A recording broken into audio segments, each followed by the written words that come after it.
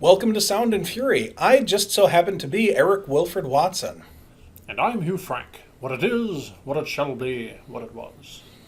Today we're going to break away from science fiction and comic books to talk about a guy who had one of the best science fiction parodies of all time, Mr. Mel Brooks. Spaceballs, the motion picture.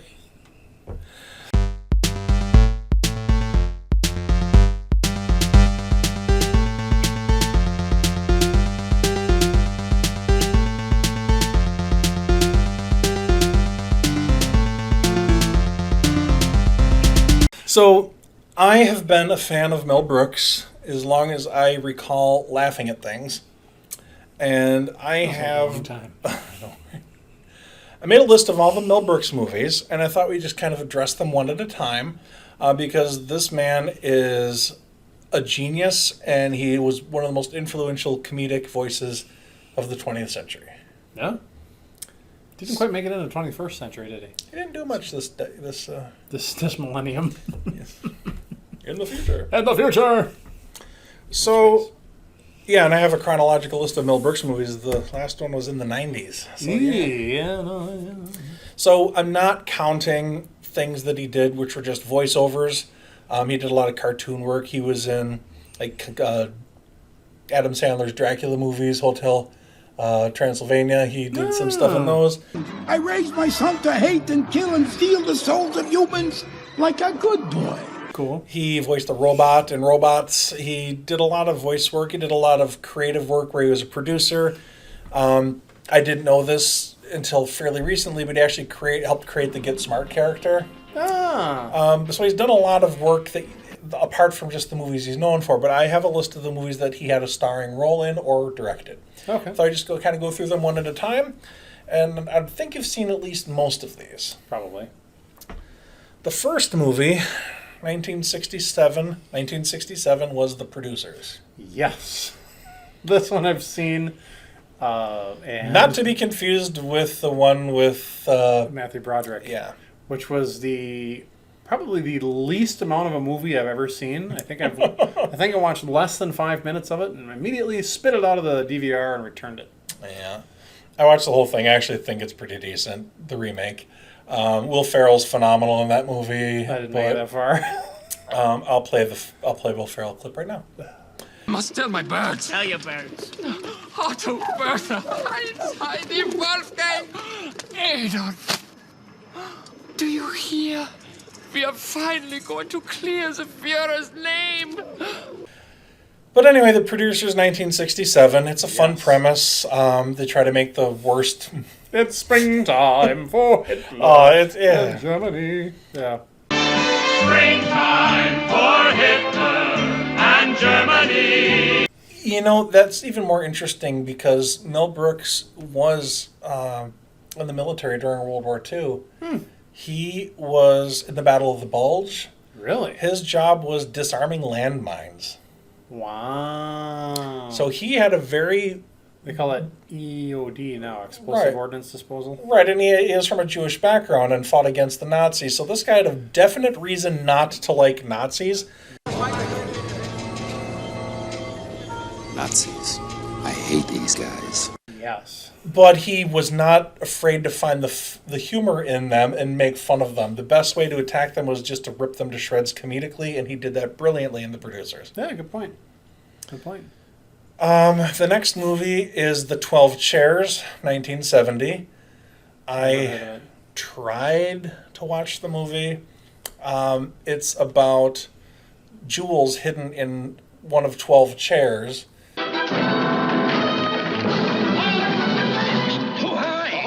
Horse up! Come on. Help! Come on! Hold! Takes place just after the communists took control of Russia. It's set in the Soviet Union. It's not his usual comedy. It's very different from the rest of his movies. It does have some physical comedy to it, but very different movie. It's based on a Russian novel, actually. Not at all what you'd think of a Mel Brooks movie, but I tried to watch it. I just couldn't get into it. All right.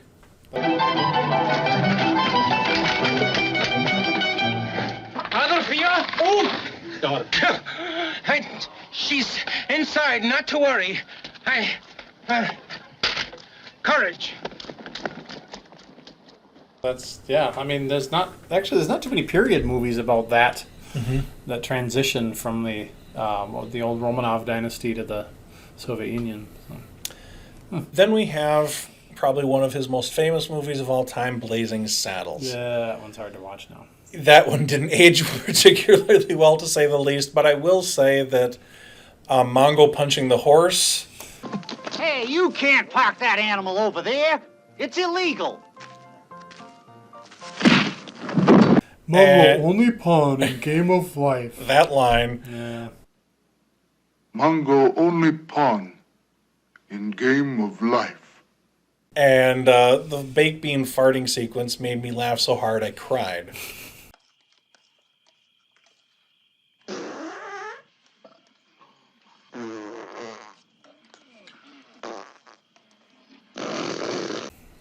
But yeah, I tried to rewatch this movie recently with my wife, and after about the 27th N-word, we had to turn it off. Yeah. It was just, it didn't age well. Yeah. His goal was to make fun of the racists. Yeah. He said that in interviews. He wanted to, like the way he ripped the Nazis, he wanted to make fun of racial prejudice, but it's just a little bit too hard to watch, even though Gene Wilder's fantastic in the movie. I forget the actor's name who played... Except I shoot with this hand. Yeah.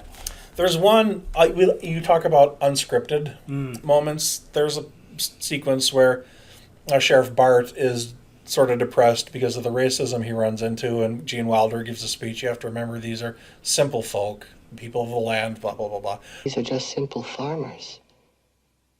These are people of the land. The common clay of the New West. You know. Morons.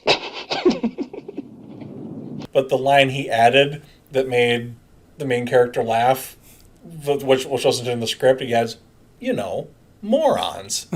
and he cracked him up for real, and they kept it in the movie. That's awesome. I love stuff like that. But then we get to Young Frankenstein, also starring Gene Wilder. Walk this way. Yeah, and it's Igor, not Igor. It's Frankenstein, not Frankenstein. Right. Till the end. Sir, I'll say good night. Thank you very much, Constable. At your service, sir. Always. Good night, Constable. Good night, sir.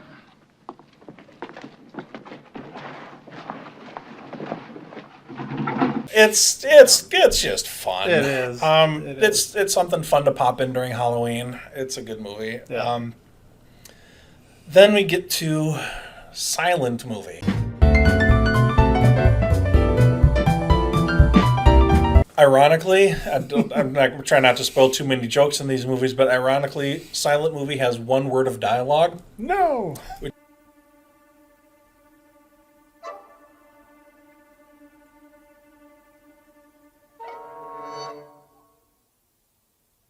No!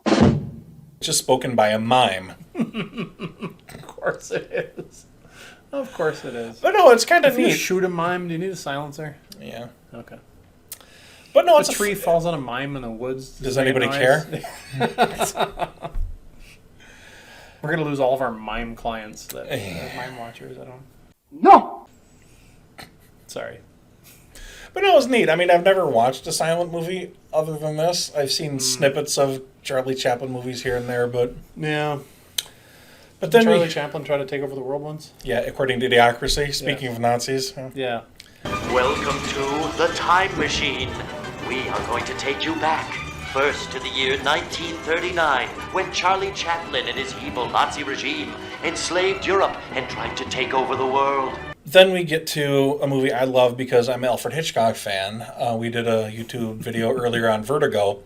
He made High Anxiety, which is a great parody of The Shower Murder. It's just an all-around funny movie. Hitchcock appreciated it, apparently, in real life. Didn't he send him like a case of wine or something? Yeah, Hitchcock watched the movie with Mel Brooks. Mel Brooks was afraid that Hitchcock didn't like it because he left the theater without saying anything. But then later on, like a case of wine showed up. Apparently, Mel Brooks is likes fine wines, and there's like a little note in there like "Bravo, I wish I would have made it myself" or something along those lines. So. Gotcha, yeah. Okay.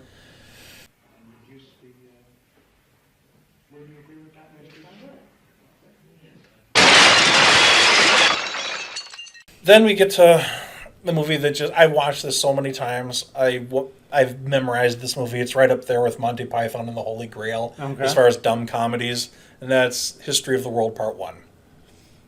Which I have not seen yet. It is one of the funniest movies of all time. But one who sits amongst us has already betrayed me this night. Who? Who can it be? Judas! Do you want a beverage? Try the mulled wine. It's terrific. No! Leave us alone! Hands down. I mean, it's right up there with The Naked Gun, Monty Python, Holy Grail. It's one of the funniest movies ever. Pay heed! The Lord Jehovah, has given unto you these 15... Wait. 10 commandments for all to obey. Yeah, I know there's the scene, it's good to be king. Yeah, but...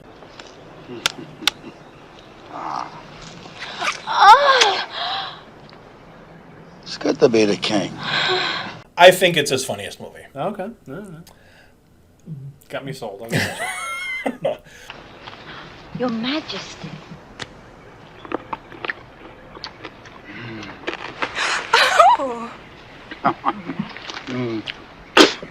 It's good to be the king. There's one joke in there that I didn't get until I became a little bit more educated. I watched it as a kid, and I just loved the dumb humor. And then I learned of the tale of Oedipus. Ah, yes. There's a sequence where a character walks past a guy holding a cup like a beggar, who's wearing sunglasses and rattling a coin. He's like, "Give to Oedipus!" Give to Oedipus!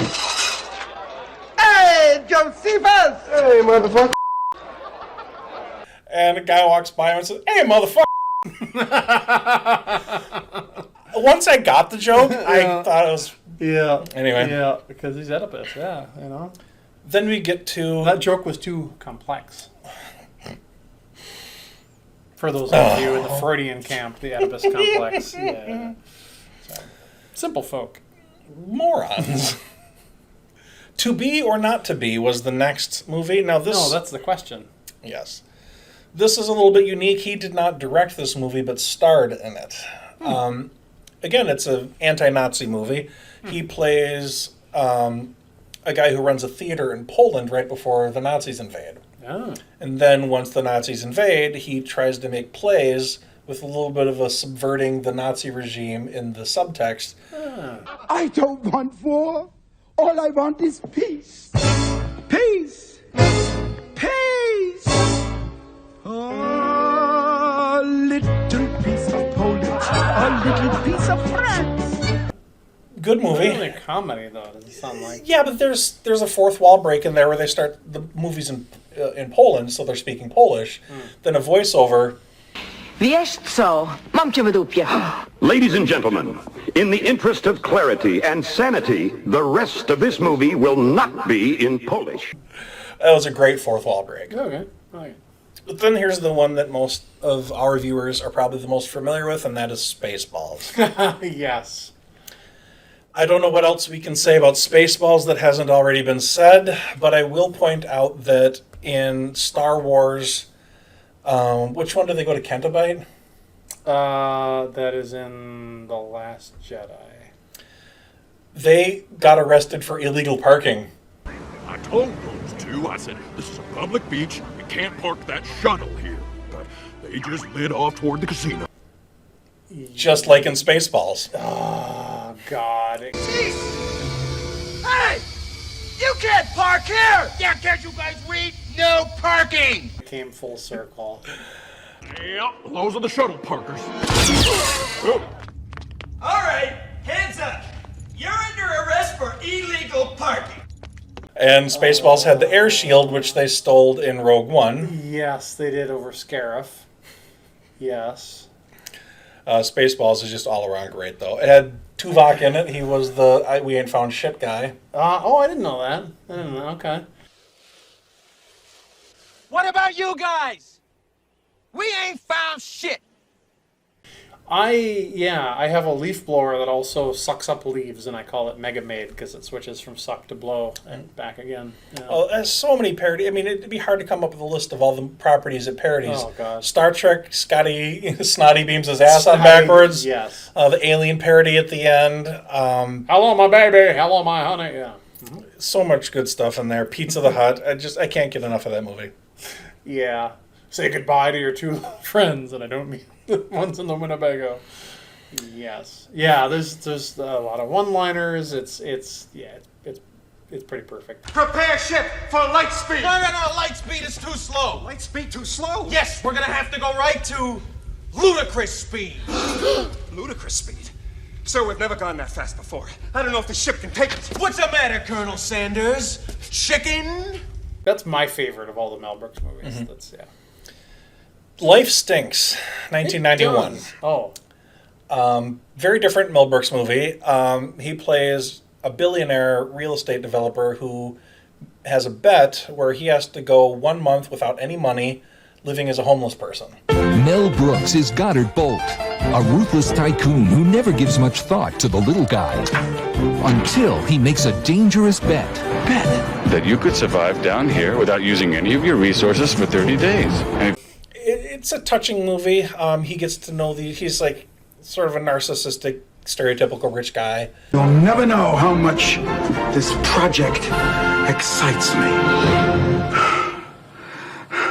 Doesn't care about the little people, but once he meets the little people, he loves them.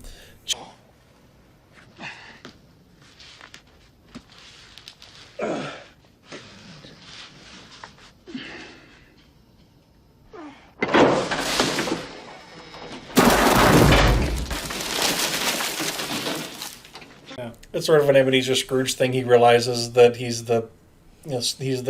needs to change, and it's not as funny, but it's actually an overlooked Mel Brooks movie that I think is quite good.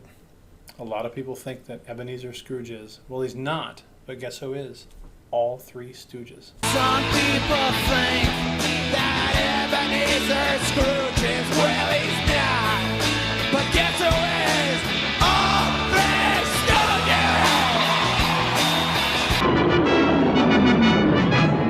Jews are in space, presuming alone protecting the Hebrew race. We're Jews are in space. Robin Hood Men in Tights. Oh, God, yes, with Carrie Elwes and... Yeah, this movie's hit and miss. Some of it is very funny. Some of it is very unfunny. Mel Brooks comes from a stage background where singing and dancing and whatnot, and that kind of bleeds through into his movies. Mel Brooks should not have written early 90s rap music.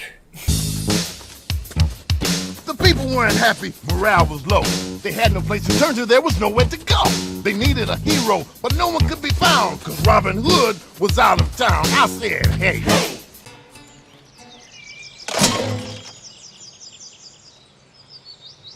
I said, hey. That didn't age well. Yeah, but that's part of the, I don't know, it's part of the quaintness of it. It's, because it's meant to be out of place. It's meant to be, I don't know. It's Patrick Stewart was in the movie. Yes. Reminds me of a scene from Star Trek. From now on, they will be called Johns. Perfect. From this day forth, all the toilets in this kingdom shall be known as John's.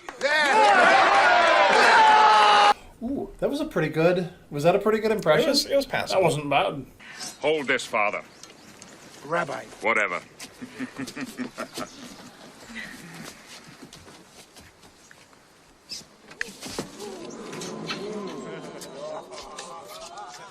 It's good to be the king. I liked it, but I think at this point Mel Brooks is on the downslide. It's not as good as it could have been. It's not a History of the World Part 1. It's not Abe Lincoln. Hey, Lincoln. Anyway, I'm just remembering parts of the movie now. And that's a great thing about a lot of his movies. You remember them with a smile on your face. Yeah. And how many Hollywood people are there? Everything about their career is just wonderful, with a couple hiccups here and there. A few things that I don't care for. I mean, the 12 Chairs didn't work for me, and Yeah. Blazing Saddles now, is if questionable. each chair had a monkey in it, that would be a movie. Yes, 12 Monkeys. Yes. And the last true Mel Brooks movie, I mean, he did work after this, but this is his last starring directing. He's still around, too, isn't he? Oh, yeah, he's not a young man, but he's like still 100 out there. almost. Yeah, I mean, he's still producing, he's still working. I think he's going to be in the next Hotel Transylvania movie. Sweet. Welcome to the Hotel Transylvania. But Dracula Dead and Loving It, starring Leslie Nielsen. I've never actually seen it. No, there's I kind of want to know.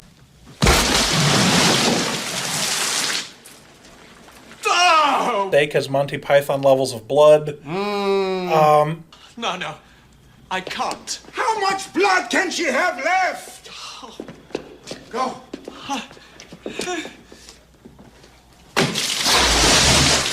I want to like it so bad, but it just doesn't work for me. It's not really that funny. There's moments that are wonderful, and it's hard not to love anything with Leslie Nielsen in it.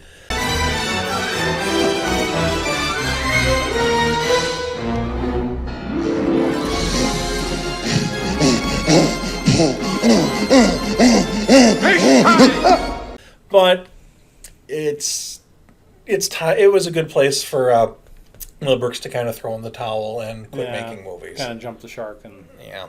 Yeah. But no, he does need to make a Spaceballs 2, though. Quest for more money. He did make a Spaceballs cartoon. Very he? short-lived. But, merchandising. My grandfather, Wilfred, actually saw Mel Brooks live in concert and walked out. Wow. Thought he was too vulgar. Wow. Dang. Thanks for watching Sound and Fury. Please subscribe to our YouTube channel, hit the like button, and don't forget to tell everyone you've ever heard of that we're the best YouTube channel that you've ever heard of. Yes, and sorry for too fucking vulgar. Language.